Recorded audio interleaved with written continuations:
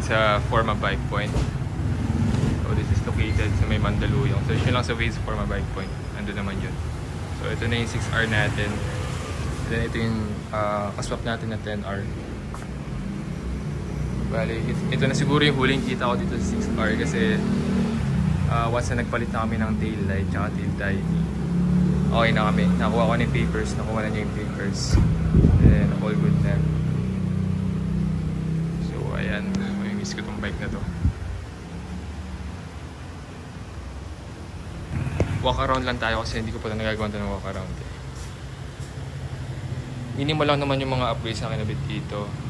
Axle sliders, tapos frame sliders, lever guard, Maxtec ata brand nito. Maxtec lever guard, Maxtec windscreen. Tapos GB Racing na engine cover. Tapos naka M4 exhaust. Legit to guys. And then spools na Yucotec.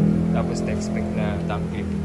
Also nagkabit tayo ng quick release na Arashi. I think so far yun lang naman. Tapos block off plate lang para sa side mirror. And then yun nga, naka GPA tail light tayo na ikakabit ngayon sa 10R. Tapos naka Maxtec tail light, nakabit din yun sa 10R. So ayan, done deal kami, done deal. Alright guys, so fast forward, dinala natin yung bike sa Ryan Customs sa may Pasig. So I have decided na ipa-repaint na lang instead of wrap. Kasi eventually, matutuklap din naman yung wrap. So para medyo worth it yung pera natin, ipa-repaint na lang natin. Plus, lalagyan din natin ng decals. Abutin daw sila ng 3 to 4 weeks bago matapos lahat. So medyo matagal-tagal natin may iwan yung motor dito. So on the way tayo ngayon sa Ryan Customs. Bibisitahin lang natin yung 10R. And we're gonna check kung ano yung progress na nagawa nila. Last update nila sa akin 2 days ago. Nabaklas nila yung fairings. And then ihahatid ko na rin yung passenger foot peg natin and yung seat cowl for repainting din. So ayan, tamang cellphone gaming muna tayo. Wala akong dalang camera. Kaya kita-kits na lang tayo sa Ryan Customs.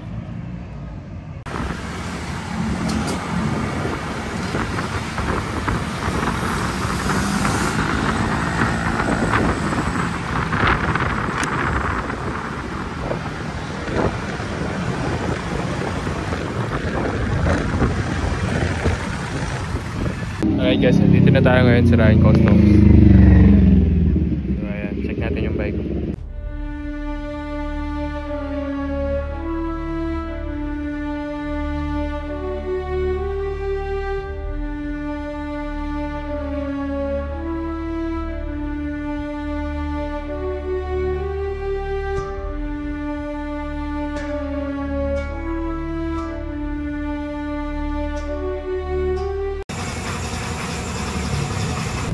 Alright, so ito na yung 10R natin na baklas na ibang fairings.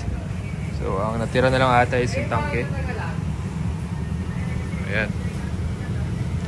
Pati yun fairings niya sa harap, tinanggal na rin. Dumi. Dumi ng loob na ito.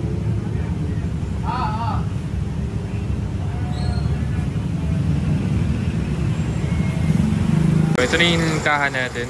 Nalagyan na nila ng primer. Ito yung ibang parts. Ayan. Then, ginagawa pa ni Sir Ryan yung iba. So, kung gusto nyo magpa-repaint ng motor, punta kayo dito sa Ryan Customs. Ayan, nag-wrap din sila ng bike. So, if gusto nyo magpa-wrap, dalhin nyo lang yung bike nyo dito. Tapos, pakita nyo lang yung design na gusto nyo.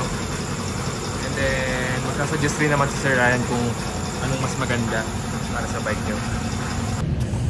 Ayun guys, so nakausap ko si Boss Ryan. Hindi naman daw aabutin ng 3 to 4 weeks yung bike. So ayun, hoping ako na late November matapos na siya kasi baka mag-out of the country ako by December. Diba? Tapos dadalhin pa natin yun sa Jeep Manila. So ayun, yun lang naman for this video. Quick update lang dun sa 10R natin.